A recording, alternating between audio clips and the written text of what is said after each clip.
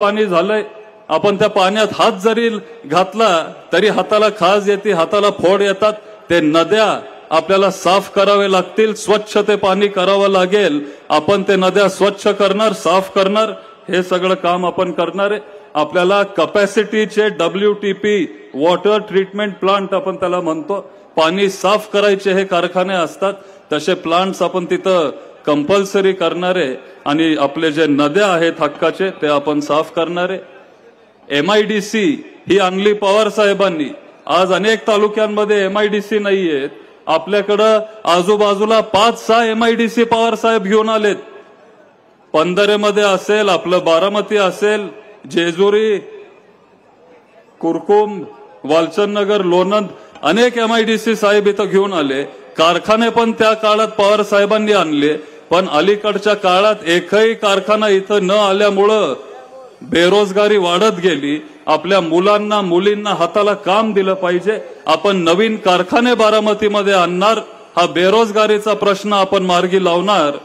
आणि तुम्हाला आधी सांगितलंय गावात, पण आता सगळ्यांसमोर सांगतो की माझं स्वप्न आहे की साहेबांनी जशी हिंजवडी काढली पुण्यात, तसंच एक IT पार्क आपण बारामतीत काढणार आहे.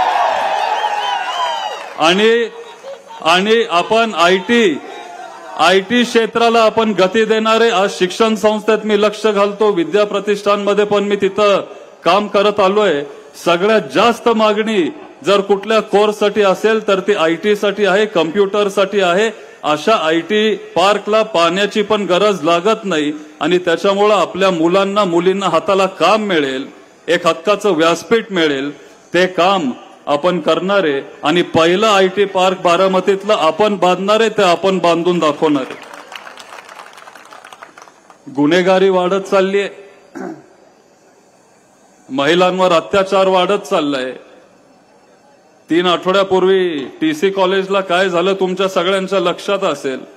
धक्कादायक गोष्टी घडतायत बारामतीमध्ये, असं कधीच होत नव्हतं.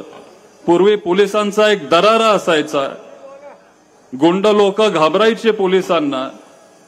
आता ते काय राहिलं नाहीये. आपल्याला चांगले अधिकारी इथं आणावे लागतील, कायदा कडक करावा लागेल आणि आपल्या सगळ्या बहिणींना महिलांना आपल्याला संरक्षण द्यावं लागेल. हे काम आपण इथून पुढे करणारे. बारामतीत युवकांमध्ये चर्चा आहे की भ्रष्टाचार वाढत चाललाय. हा शब्द लोक म्हणतात, मी म्हणत नाही. लोक म्हणतात की मलिदा गँगची फार चर्चा आहे आणि लोकांना आता ह्या लोकांकडून सुटका पाहिजे. ते आपण करणार. तेच ते चेहरे बघून आता लोक कंटाळलेत. आता नवीन युवकांना आपण संधी देणार, फक्त आजच्या विधानसभेला नाही तर इथून पुढे जे काही निवडणुका येतील, नवीन युवकांना, नवीन युवतींना, स्वच्छ प्रतिमेच्या लोकांना, ज्यांची निवड जनतेतून होईल, लोकशाही पद्धतीने जे पुढे येतील, तुम्ही ज्यांना निवडून द्याल त्यांना आपण संधी देऊ आणि एक नवीन फळी आपण बारामतीमध्ये तयार करू. आणि ही जर सिस्टीम जर आपल्याला थांबवायची असेल तर मग नवीन पिढी पुढे आली पाहिजे, नवीन चेहरे पुढे आले पाहिजे, स्वच्छ चेहरे पुढे आले पाहिजेत. मगच ही जी सिस्टीम आहे, एकच रस्ता दर वर्षाला खोदून जो परत होतो, ही सिस्टीम आपल्याला तिथं थांबवावी लागेल आणि चांगल्या पद्धतीने तसं काम आपल्याला करावं लागेल. ते आपण करून दाखवणार आहे. बारामतीत कचरा खूपच वाढलाय. कनेरीच्या शेजारी, माझ्या काटेवाडीच्या घराच्या शेजारीच तो कचरा डेपो आहे. रोज येताना जाताना एवढं कचऱ्याचं ढीग ते मला तिथं दिसत असतं. आपण नवीन तंत्रज्ञान आणणार, नवीन टेक्नॉलॉजी आणणार. जग आता लय पुढे गेलंय. त्या कचऱ्यापासून आपण वीज तयार करू शकतो असे कारखाने आपण बारामतीत आणणार आणि त्याच कचऱ्यापासून वीज तयार करून ती वीज आपण आपल्या लोकांना देणार. असं हे काम आपल्याला करायचंय, आपण करणार. शेतकऱ्यांना चांगला भाव कसा मिळेल, KVKच्या माध्यमातून वेगळे वेगळे प्रयोग, शेतकऱ्यांचं उत्पन्न कसं वाढेल, उत्पादन कसं वाढेल, ह्याच्यासाठी आपण सतत प्रयत्न करत राहू. मग KVK असेल किंवा अनेक संस्था आहेत, त्यांची सगळ्यांची मदत घेऊन ही सगळी कामं आपण करणार आहे. शिक्षणावर तर आपण जोर देत राहू. ह्याच्या आधी आपण देत होतो, इथून पुढेही आपण देत राहू. आणि पुण्यानंतर बारामतीचं नाव शिक्षणाचं माहेरघर म्हणून कसं होईल ह्याचं काम आपण सगळे करणार। आज खरं तर तुम्हाला सगळ्यांना सांगायला मला अभिमान वाटतो की मराठीमध्ये लोक त्याला कृत्रिम बुद्धिमत्ता म्हणतात, इंग्लिशमध्ये त्याला आपण आर्टिफिशियल इंटेलिजन्स म्हणतो, थोडक्यात त्याला AI आपण म्हणतो इंग्लिशमध्ये, मराठीत कृत्रिम बुद्धिमत्ता। आज तुम्हाला आश्चर्य वाटेल पण विद्या प्रतिष्ठानमध्ये पवार साहेबांच्या मार्गदर्शनाखाली भारतातलं पहिलं AI कॉलेज तुमच्या बारामतीत येतंय।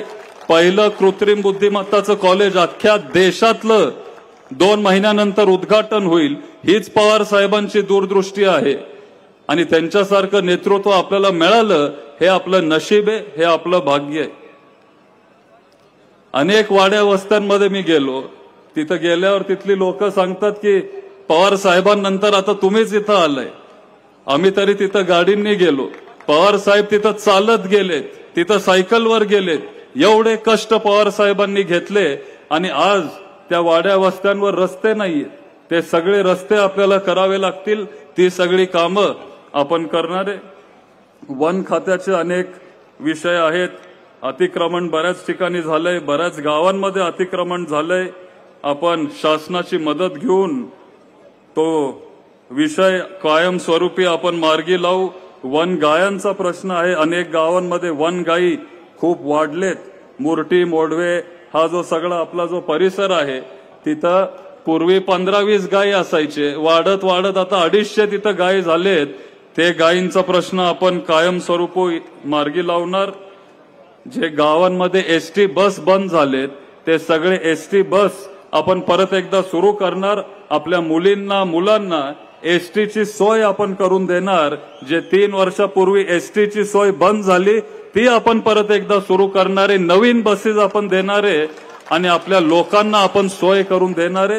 ही सगळी कामं, हे सगळे मुद्दे जे आहेत हे जेव्हा तुमच्यामध्ये फिरत होतो हे तुमच्याकडूनच आलेत, सगळ्या लोकांकडूनच हे सगळे प्रश्न आलेत आणि सर्वसामान्य लोकांना हे पाहिजे, हीच तर तुमची कामं आहेत, ह्याच्यावर आपण काम करणारे। जे बेघर आहेत त्यांच्यासाठी शासनाच्या मदतीने चांगली घरं आपल्याला कसे देता येतील, जे आज रस्त्यावर राहत आहेत त्यांना एक स्वच्छ चांगलं घर आपल्याला द्यावं लागेल, हे काम आपण करणारे। आज अनेक महिलांना शौचालय नाहीये, ही लाजदायक गोष्ट आहे की बारामतीत असून पण महिलांना शौचालय नाहीये। आपण महिलांना मुलींना विशेष करून चांगले शौचालय गावोगावी आपण बांधून देणार, म्हणजे त्यांना बाहेर जावं लागणार नाही। हे सगळं काम आपण करणार आहे। मुद्दे तर अनेक आहेत, बोलण्यासारखं भरपूर आहे, पण सगळ्यात महत्वाचे हे जे प्रश्न आहेत हे लोकांकडून आलेत, हे तुमच्याकडून आलेत आणि ही महत्वाची कामं आहेत। ह्याला आपण शाश्वत विकास म्हणतो आणि ह्याच पद्धतीचा विकास आपण करणारे। पवार साहेबांनी लोकांची कामं केली, त्याच्यामुळं आज पण ही बारामतीची जनता ठामपणे पवार साहेबांच्या पाठीमागे। आता 2-3 गोष्टी मी आपल्या महाविकास आघाडीच्या जाहीरनाम्याचे मी तुम्हाला सांगतो। परवा आपला जाहीरनामा प्रसिद्ध झाला, तुम्हाला जसं वेळ मिळेल तसं तुम्ही निवांत वाचू शकता, पण 3 महत्वाचे मुद्दे मी तुम्हाला सांगतो। एक म्हणजे मोफत एसटी प्रवास, आपल्या सगळ्या बहिणींना मोफत एसटी प्रवास महाराष्ट्रभर आपण देणारे। 5 गॅस सिलेंडर आपण 500 रुपयाला देणारे आणि सगळ्यात महत्वाचं 3 लाख रुपयाची कर्जमाफी शेतकऱ्यांना आपण देणारे। 3 लाख रुपयाची कर्जमाफी, आणि जर हे कोण करू शकतं तर साहेबच करू शकतात। कृषी मंत्री असताना 72,000 कोटीची कर्जमाफी त्यांनी केलेली आणि आता पण तसंच आपण शेतकऱ्यांना दिलासा देणारे। आणि आमच्या बहिणींसाठी, सगळ्या महिलांसाठी, मुलींसाठी आपण महालक्ष्मी योजना घेऊन येतोय आणि या महालक्ष्मी योजनेच्या माध्यमातून महिन्याला आपल्या बहिणींना 3,000 रुपये आपण देणारे। 3,000 म्हणजे आता जे ह्यांनी दिलं त्याचं दुप्पट, डबल आपण देणारे। दुप्पट जरी दिलं तरी तेलाचा डब्बा वाढवणार नाही, काळजी नका करू। खोबरं, डाळी, तेल आम्ही वाढवणार नाही, हे मी आज तुम्हाला सगळ्यांना सांगतो। आणि महत्वाचं म्हणजे शेवटी पवार साहेबांच्या स्वाभिमानाचा विषय आहे. कधीच आपण भाजपला इथं स्वीकारलं नाही, महायुतीला कधीच आपण इथं येऊन दिलं नाही. आणि जे आपल्याला सोडून गेले ते महायुतीमध्ये गेले. सगळ्यात मोठा पक्ष महायुतीमध्ये भाजप आहे. म्हणजे जेवढे आमदार ह्या दोघांचे मिळून आहेत त्याच्यापेक्षा जास्त आमदार भाजपचे आहेत. हा तालुका पुरोगामी विचाराचा तालुका आहे. शिवशाहू फुले आंबेडकर साहेबांचे विचार, पुण्यश्लोक अहिल्यादेवी होळकरांचे विचार, चव्हाण साहेबांचे विचार, पवार साहेबांचे विचार जपणारा हा तालुका आहे. आणि मला विश्वास आहे की आपण हे विचार जपू आणि हेच विचार घेऊन आपण सगळे पुढे जाऊ. कधीच आपण भाजपला इथं येऊन दिलं नाहीये. आणि जर त्यांना मत दिलं तर मग तुम्ही महायुतीला मत देताय, तुम्ही भाजपला मत देताय, हे पण आपण सगळ्यांनी लक्षात ठेवलं पाहिजे. आज एकच अजून एक गोष्ट मी तुम्हाला सगळ्यांना सांगतो की जर तुम्ही मला संधी दिली तर मग पवार साहेबांचे विचार आपण जपणारे,